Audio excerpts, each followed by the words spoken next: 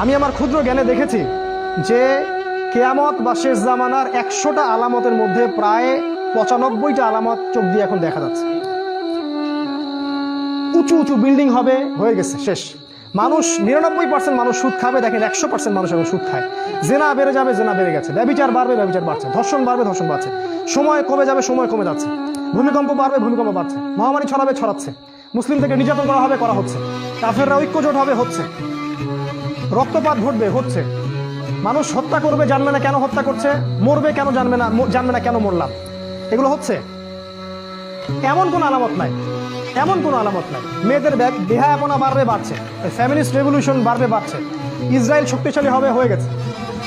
এবং ওদের জোট গঠিত হবে, আল্লাহ বলেছেন, সেটাও হয়ে গেছে। আর আমি আমার ক্ষুদ্র জ্ঞানে বলছি যে এমন কোনো আলামত আমি দেখছি না যেটা প্রায় এই 95টা আলামত 100টার মধ্যে এখন পাওয়া যায়। কয়েকটা পাওয়া যায় না।